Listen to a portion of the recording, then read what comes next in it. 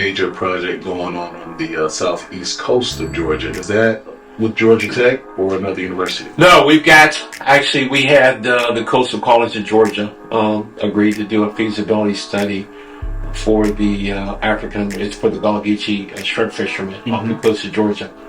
So they're in a much better position to organize and create that co-op so that they can work together to improve their bottom line profit. It exposed me to was a African American seafood processing plant in Darien, one of the very few. We now have him talking to Bahamian fishermen about doing a small seafood processing plant in the Bahamas because they're not receiving the proper compensation for their seafood. He has promised them a fair return on their investment, and the product that they produce is going to allow him to expand his opportunities in the Atlanta market. Well, I know you've been working with the Bahamas for the last couple of years, and you've been doing some great work regarding resources. As a matter of fact, you had 2 members of parliament coming into Atlanta this week. Unfortunately, the hurricanes have kind of changed that and postponed the meeting.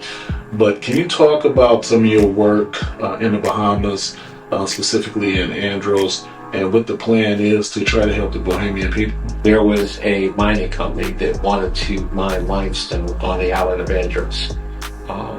In the process of digging up that mine, you're going to destroy a natural pine forest, and you're going to destroy the cap on freshwater lands.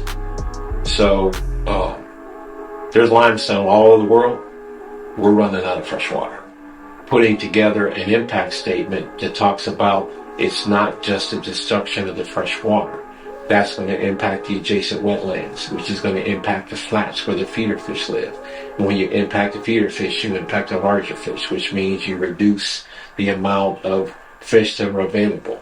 That cascades into other places, and it's actually a global mining interest actually came to Andros. They bought people laptops and food and drinks, and this is going to be great, we're going to do this. Well, community leaders voted against them 9-0. 2 weeks ago, the president of the Bahamian National Trust 2 months ago finally came out and said he was against it.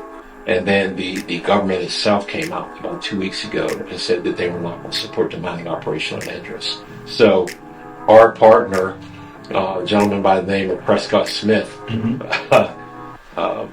we were talking about having a rescheduled meeting with the members of parliament. And he said, I'm so disappointed we have to reschedule. I said, when I first met you, if I had told you a year later that the government was going to come out against that mining project, you would have fell on the floor laughing. I said, we are making progress. It may not be as quick or as fast as you like, but the fact that we're making progress is something who have been fighting for 30 years on these issues have never had a chance to see. And he's hesitated. He said, yeah, you're right. I said, he brought Prescott to Atlanta last year, who stated his case regarding people of the Bahamas not getting their proper due with regards to funding for their resources. So it's great that you guys have continued to work together, and now we've created a relationship between the Bahamas and the city of Atlanta. Can you speak about the meeting that the Bahamian government, Prescott, the meeting they want to have with the Atlanta African American business community? So the Bahamas got their political independence, I think about 40, 50 years ago. They have never satisfactorily achieved their economic independence. And in a place where there is plenty of water and soil, 90% of their food is imported.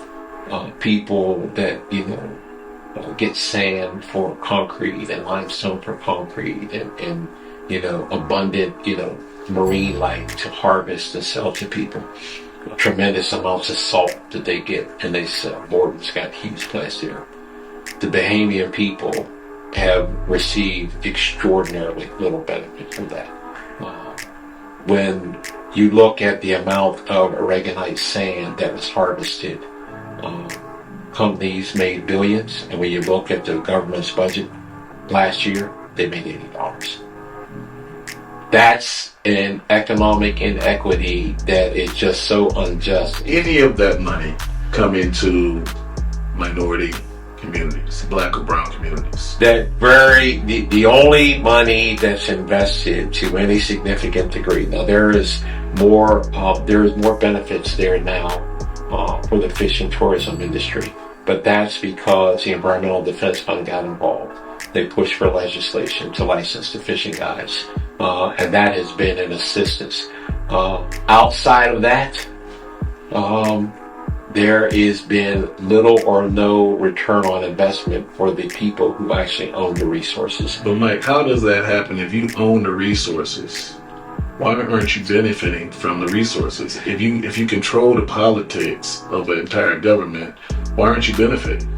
The native Bahamians have no idea the value of the Aragonite sand. They have no idea of the value of the limestone. He said they have no idea how many tons. They know people are taking fish. They have no idea the value of that stuff that's being taken out.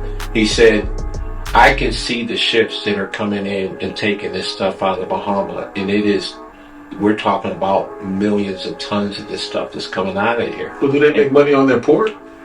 These industries, they were granted I think it was a 99-year lease, and they essentially control it. So you would think some of the profits would be given to the government, but what they say is, well, we can return you a percentage of the net profit. Think back to our history as African Americans.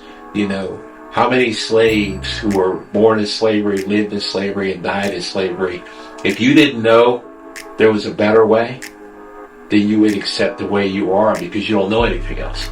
That's why Prescott Smith has been fighting for 30 years to do this. And, we talked about that before. This man has, he's had his family taken away, his business blackballed, put in jail with prisoners that had COVID, assassination attempts.